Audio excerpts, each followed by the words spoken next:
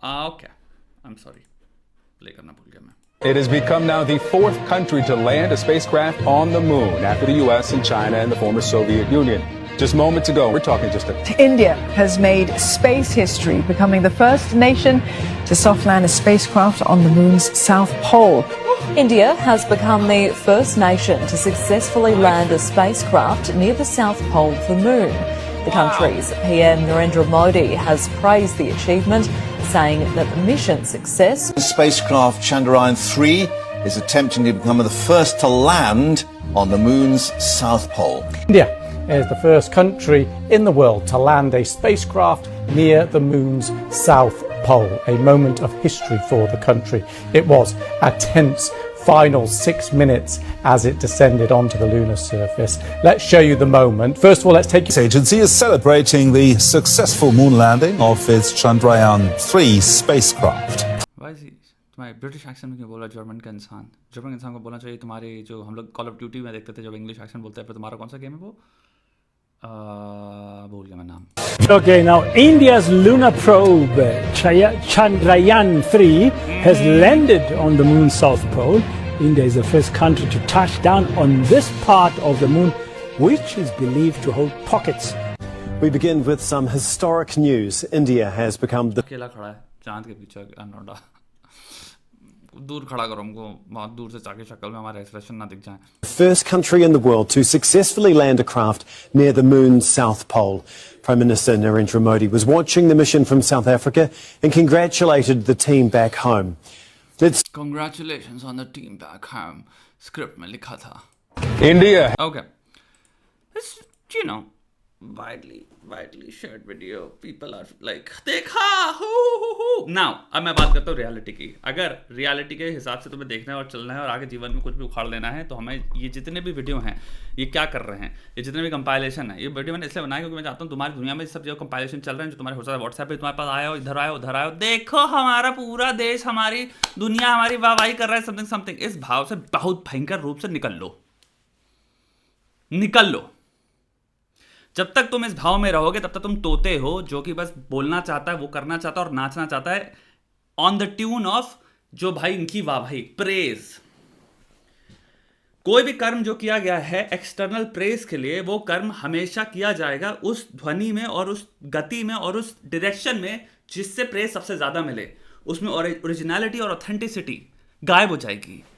दुनिया में प्रेज को उसी मिट्टी से देखो और उतनी ही औकात में देखो जितना तुम इंसल्ट को देखते हो. यानी दोनों को ही देखो, ये मिट्टी हैं और मिला के रख दो साइड में.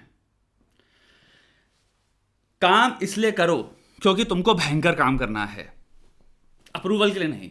काम इसलिए करो क्योंकि तुम्हारे को मन है कुछ चीज इन्वेंट करने का, तुम्हारा मन है वहां जाने का, ये चीज अचीव करने का, तुम्हें ये गोल अचीव करना है, अपने लिए करना है. जो लोग बकबक कर रहे हैं, चाहे प्रेज दे रहे हो चाहे फिर कल गाली बक रहे हो, तुम्हें उससे होना चाहिए कंप्लीटली ट्यून आउट. ना तुम उनसे कॉम्पिटिशन में हो, ना तुम किसी की वाहवाही सुनने के लिए पैदा हुए हो. तुम जो हो सो हो, और तुम जो हो वो तुम्हारा कर्म बताता है तुम क्या हो. कर्म करो, फल की इच्छा ना करो. ये क्या है? फल के भी बियॉन्ड प्रेज है. और किसका प्रेज है? अभी वही गोरों का प्रेज है, वही तुम्हारी काइंड ऑफ कम्युनिटी का प्रेज है, उसी तरह के चेहरों का, सिंबल्स का प्रेज है.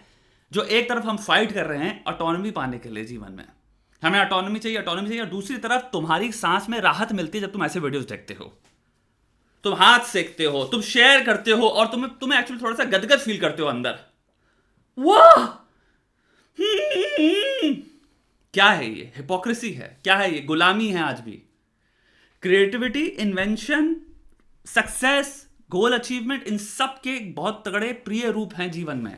परफॉर्मेंस में फोकस करो, अपनी जीवन में ट्यून आउट करो बाहरी सारे एलिमेंट्स को, और देखो मैं इस चीज को कितने गजब लेवल पे कर रहा हूं और मेरा गोल कहां है, मेरा एवरेस्ट क्या है.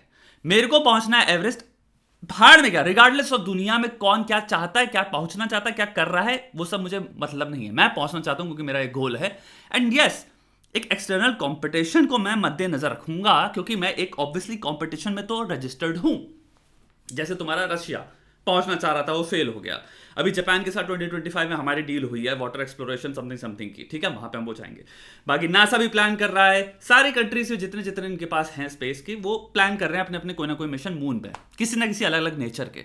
तो एक तरफ वो तो चल ही रहा है, एंड वो तुम रजिस्टर करते हो एज कंपटीशन। अब कोई भी इंसान किसी स्पोर्ट्स में है, किसी भी तरह के एकेडमिक कंपटीशन में जा रहा है, तो वो ये तो देखेगा कि भाई किन मैट्रिक्स पे और क्या स्टैंडर्ड्स हैं जो सेट किए गए हैं, जो मुझे बीट करने हैं ताकि मैं इसमें आगे हो पाऊं। तुम उसके लिए नहीं कर रहे हो, लेकिन ट्राई टू अंडरस्टैंड, तुम इसलिए नहीं कर रहे हो क्योंकि कल मैं ये करूंगा तो मेरे पापा, मेरे चाचा, मेरे मामा, मेरे ताऊ मेरी पीठ थपथपाएंगे, जो सब गोरे हैं और ब्लॉन्ड हैं और नीली आंखें हैं। तब मैं कहूंगा कि हाँ देखो, मैं हमेशा से जो चीज मेरे अंदर थी, जो पीठ की थपथपाहट चाहिए थी, अब मिल रही है, मैं कुछ हूं इसलिए।